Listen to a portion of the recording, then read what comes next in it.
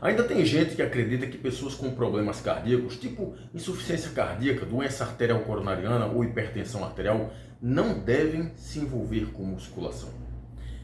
O medo delas é que a prática da musculação, ou seja, o treino de força muscular, piora o quadro clínico dessas doenças. E pior, existem médicos, inclusive médicos cardiologistas, que não defendem, que não recomendam a prática do treino de força para pessoas com problemas cardíacos, como insuficiência cardíaca, doença arterial coronariana e hipertensão arterial, alegando exatamente isso que eu falei, que o treino de força, que o envolvimento em treino de força pode piorar o quadro clínico dessas doenças. O problema é que as evidências científicas vão exatamente contra essas opiniões e essas crenças. O que as evidências científicas demonstram, e demonstram há muitos anos, é que o treinamento de força, a musculação, feita com a dose bem prescrita, ou seja, com a carga adequada, o número de séries adequado, o número de repetições, tempo de intervalo entre as séries, enfim, quando todas as variáveis são prescritas de forma apropriada para pessoas com problemas cardíacos, você tem uma melhora significativa no quadro clínico da doença cardíaca. Seja insuficiência cardíaca, seja doença arterial coronariana, seja hipertensão arterial ou qualquer outra doença cardíaca. Aqui eu estou citando essas 3 doenças especificamente porque eu vou focar nesse vídeo nessas 3 doenças cardíacas. Essas crenças e essas recomendações médicas, principalmente as recomendações médicas em relação a isso, claro que não são todos os médicos que fazem isso, mas uma parte dos médicos ainda fazem esse tipo de recomendação. Essas recomendações elas vêm do medo, do preconceito, da falta de estudo. Então, como eles não estudam muito exercício físico, principalmente treino de força, eles geram um certo preconceito em relação àquilo e muitas vezes por uma questão de medo, eles não recomendam esse tipo de prática para os seus pacientes. E, mais uma vez, o que as evidências científicas mostram é exatamente o contrário. Pessoas com problemas cardíacos podem, inclusive, devem se envolver em exercício de força por uma série de motivos. Eu vou apresentar para vocês aqui algumas evidências e uma delas, a primeira, foi um estudo do grupo do Jancic, publicado no ano 2004, uma publicação aí de 20 anos atrás, né? Esse pesquisador, esse grupo de pesquisadores, utilizaram pacientes com insuficiência cardíaca. E eles submeteram esses pacientes a 2 meses de musculação, combinado com exercício aeróbico. E aí ele verificou que apenas 2 meses de musculação, mais aeróbico, houve melhoras significativas na variabilidade da frequência cardíaca. Deixa eu te explicar o que seria a variabilidade da frequência cardíaca. Esse nome estrambólico, variabilidade da frequência cardíaca, diz respeito à atividade do sistema nervoso autonômico. O sistema nervoso autonômico, ele basicamente pode ser dividido em sistema nervoso simpático e parasimpático. O sistema nervoso simpático, eu vou falar algumas coisas aqui bem didáticas para ficar fácil da gente entender. O sistema nervoso simpático ele é ativado principalmente em situações de estresse. Então, quando você ativa o sistema nervoso simpático, você aumenta a frequência cardíaca, aumenta a pressão arterial, consequentemente aumenta o duplo produto, ou seja, a sobrecarga ali em cima do coração. Então, diminuir a atividade do sistema nervoso simpático é muito interessante quando nós falamos em pessoas, por exemplo, com insuficiência cardíaca, com doença arterial coronariana e com hipertensão arterial. Ao contrário, o sistema nervoso parasimpático, o sistema nervoso autonômico parasimpático, ele é bem ativado quando a gente está numa situação de calma, bem relaxada. Quando o sistema nervoso parasimpático é ativado, você tem redução da frequência cardíaca, redução da pressão arterial, consequentemente redução do duplo produto. Então veja, esse estudo aqui do grupo do Jancic, que usou 2 meses de musculação mais exercício aeróbico, reduziu significativamente a variabilidade da frequência cardíaca nesses pacientes com insuficiência cardíaca, ou seja, houve redução na atividade do sistema nervoso simpático e aumento na atividade do sistema nervoso parasimpático. Consequentemente, você tem uma melhor regulação ali da frequência cardíaca, da pressão arterial e, consequentemente, do duplo produto. Além deles terem melhora na variabilidade da frequência cardíaca, eles também aumentaram de forma significativa a capacidade cardiorrespiratória, ou seja, a capacidade de realizar atividades com um tempo de duração relativamente longo. No final das contas, melhoraram a resistência cardiorrespiratória, melhoraram a sua aptidão cardiorrespiratória. E isso foi conseguido com apenas 2 meses de musculação e aeróbio. Eles fizeram 20 minutos de exercício aeróbio e 20 minutos de musculação com intensidade moderada, com 60% de um RM, que é uma intensidade moderada, ou seja, não houve necessidade de empregar altas intensidades de esforço, altas intensidades de treinamento para se conseguir esse resultado. Treinando de forma moderada, com um tempo relativamente curto, 40 minutos no total de treino, eles tiveram melhoras significativas na variabilidade da frequência cardíaca, na aptidão cardiorrespiratória, dentre outras melhoras significativas. Saindo um pouquinho agora da insuficiência cardíaca e indo para a doença arterial coronariana. Eu tenho um estudo aqui do grupo do Bradov, que foi publicado em 2019, alguns anos atrás, poucos anos atrás. Esse estudo foi muito legal e foi publicado no Journal of American Heart Association, que é o jornal da Associação Americana do Coração. E foi que esses pesquisadores, o grupo do Bradov fez, eles pegaram 22 pacientes que tinham doença arterial coronariana e submeteram esses pacientes a 6 meses de exercício aeróbio mais musculação. Exercício aeróbio associado com musculação. Para o exercício aeróbio, eles fizeram entre 20 a 60 minutos com intensidade moderada. Como é que é isso? Como é que é entre 20 a 60 minutos? Significa que um paciente faz 20, outro faz 40, outro faz 60 minutos? Não. Isso significa que quando eles começaram o processo de treinamento, eles começaram com 20 minutos ali, e na medida que as semanas iam passando, eles iam aumentando para 25, 30, 35, até chegar em 60 minutos de exercício aeróbio com a intensidade moderada. Na musculação, como é que eles treinaram? O protocolo de treinamento consistiu em fazer 8 a 12 exercícios, com 1 a 3 séries, realizando ali 10 a 15 repetições com a carga que oscilava ali entre 30 a 60% RM. Na verdade, não oscilava entre 30% a 60% RM. Começou com 30% e na medida que as semanas foram passando, eles iam aumentando para 60% RM.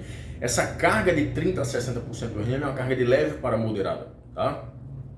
E aí, o que é que o grupo do Bradov verificou depois de 6 meses de exercício aeróbio e musculação em pacientes com doença arterial coronariana? Eles verificaram melhoras na função autonômica, ou seja, aumento da atividade parasimpática e redução na atividade simpática. Lembra que eu defini para vocês? A atividade simpática, quando você aumenta muito a atividade simpática, a tua frequência cardíaca aumenta muito, a pressão arterial aumenta mais, consequentemente o duplo produto aumenta mais.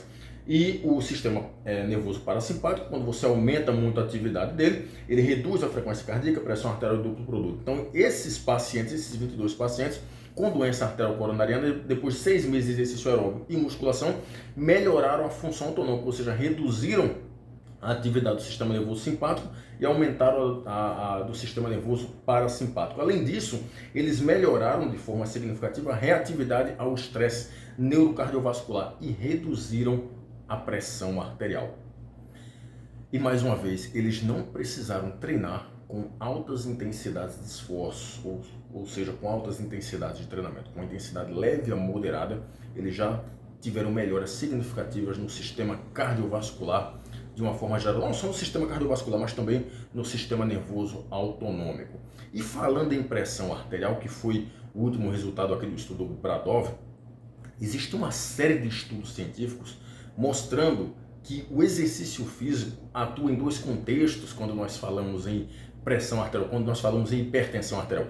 Atua no contexto da prevenção e no contexto do tratamento. Vamos falar no tratamento aqui porque a gente vai considerar hipertenso. Existem vários estudos científicos mostrando que a musculação atua de uma maneira significativa e clinicamente relevante na regulação da pressão arterial. Ou seja, você pega indivíduos hipertensos, você submete esses indivíduos hipertensos a um certo período de musculação, sei lá, 2 meses, 3 meses, 6 meses, 1 ano, e você vê uma regulação pressórica melhor.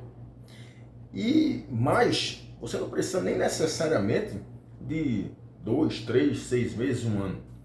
Apenas uma sessão de musculação consegue reduzir a pressão arterial de forma aguda. O que seria uma redução da pressão arterial de forma aguda?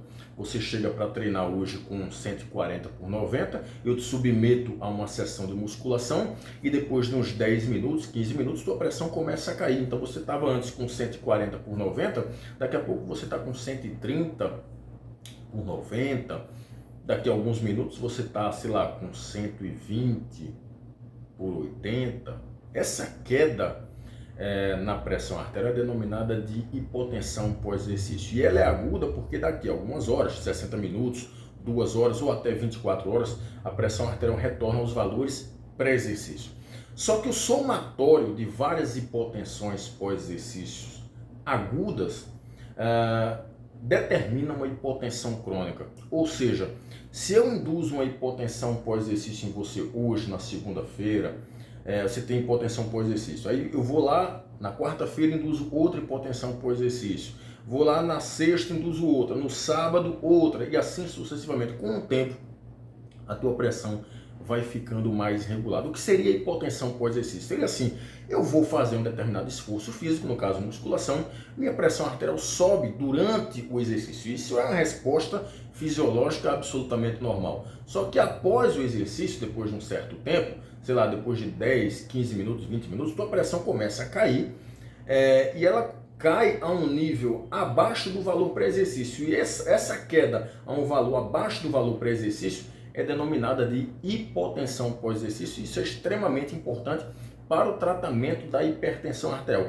O fenômeno da hipotensão pós-exercício, ele é observado principalmente em hipertensos. Normotensos podem ter hipotensão pós-exercício? Sim, mas é menos observado, principalmente quando nós comparamos o normotenso com o hipertenso. É muito mais comum você observar o fenômeno da hipotensão pós-exercício em hipertenso. E o somatório de várias hipotensões agudas determina uma hipotensão crônica, ou seja, a tua pressão vai ficando mais bem regulada. E por que isso acontece? Por uma série de fatores.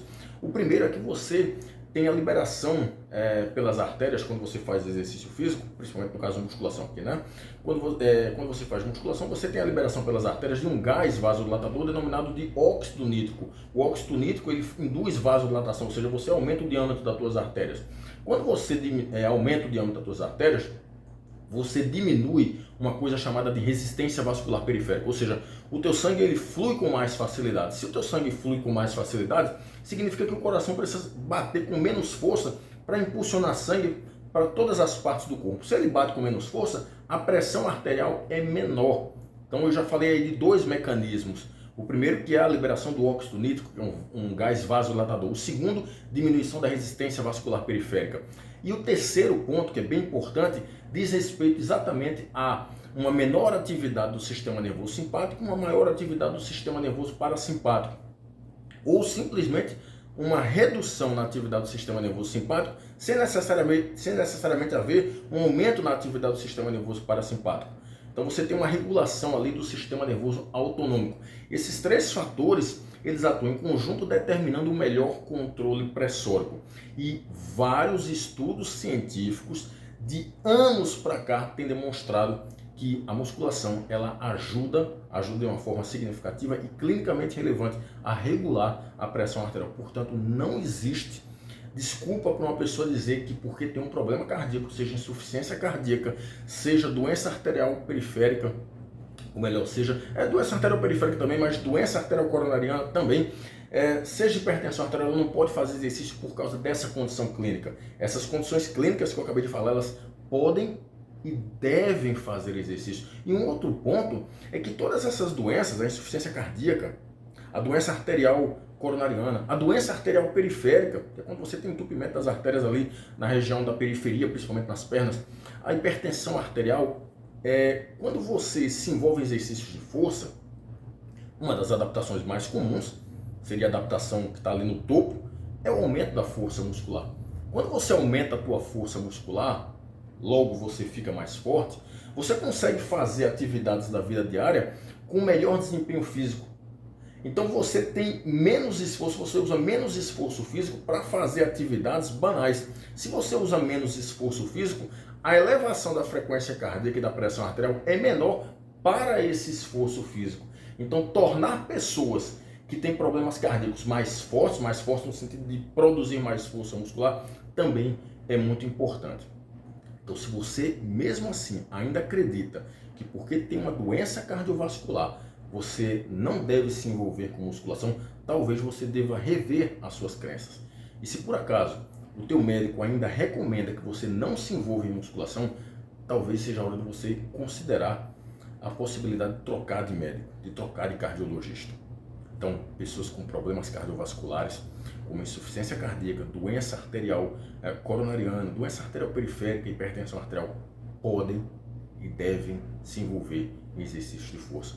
No caso aqui, a musculação, ok? Então, espero ter contribuído. Um abraço a todos. Até mais.